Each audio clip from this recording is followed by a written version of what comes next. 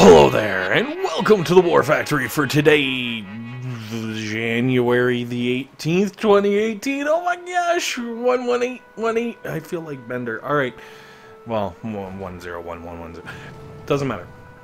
Attack number one, as you'll see, I got the Sporky out, and I threw an artillery, bridging it over to rocket launchers. And the reason for that is because I decided these rocket launchers, they gotta go. End game, they gotta go.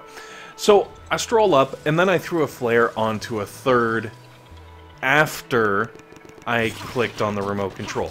The reason I did this is because Sparky's, targeting, as you all know, works the same way as everybody else's, which comes down to whatever's lowest is going to be the next thing that she targets. So by flaring onto the one, I kill the rocket launcher that's at full health, or at least I remote control it, and then after that, I keep mashing that remote control, and it defaults down, and it defaults down, and the next thing you know, I've done a triple remote control to wipe out 3 of the rocket launchers with just the use of one flare, no extra smokes required, keeping it super efficient on the old GBE meter, and I then landed all of my Grens and medics in the bottom corner, and to be honest, I was a little worried, man.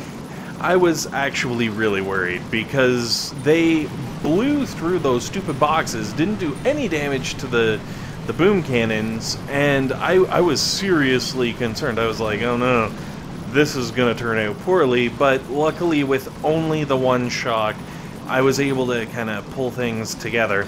And then the rest of my energy, I just want to sink into shelling out those rocket launchers.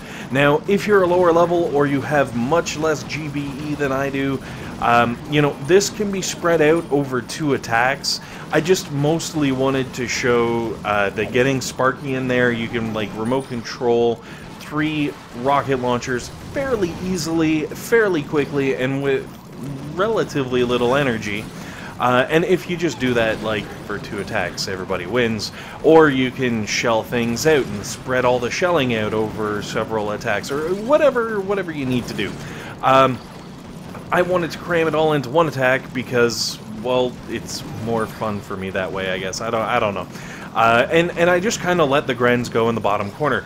As it turns out, if you're such a low level that you're afraid to actually go after the headquarters, and you just want to farm, drop a bunch of Grens and medics in that bottom corner. They'll get you at least, what is that, maybe 20 boxes or something before they really start getting fried. If you guys spread that over 5 attacks, you'll be able to farm up plenty of stuff in the bottom corner. Maybe use some energy to blow up the boom cannons or lasers or whatever. Use your imagination. But I kind of just let the Grens go because I was like, well, I got time and I got the Grens, and frankly, if the Grens start dying off, I'm not worried about the troop refresh costs, if they die, they die. I got lots of gold. I'm not using it to upgrade anymore.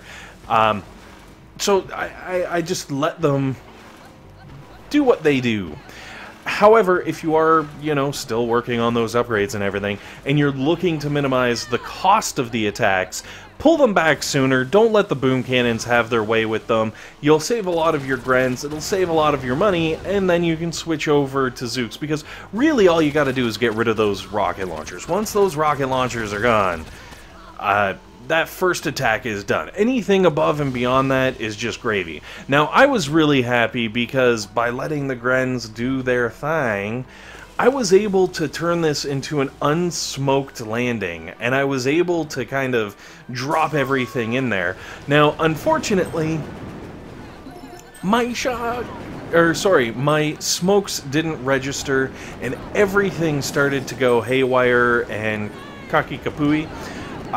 So I ended up limping my Zookas into the back there, and I I massively struggle butts. But the trick is, you want them in between the two rocket launchers. You wanted them targeting onto the shock launcher, and then when they come out of that smoke, you want brick boosting their damage output, and they're just going to melt through everything in that back corner. All you got to do is keep throwing a couple of shocks on the shock blasters, and that's really not that hard. Once the shock blasters are gone, you want to cut back down towards the cannons. I suggest the cannons that I'm going to, just because, you know, there's less around that area. And then eventually they're just going to stroll right on down to the HQ and start doing what Zookas do best when they're on a core. From here on out, it's cruising to a nice easy win. I guess, you know, that's all she wrote. There's not much more that needs to go into it. Hopefully this works out for you guys. Obviously, tweak as you need. Thanks very much for watching. Hopefully this has been helpful. Hopefully it's been entertaining. And above all else, hopefully you guys have a fantastic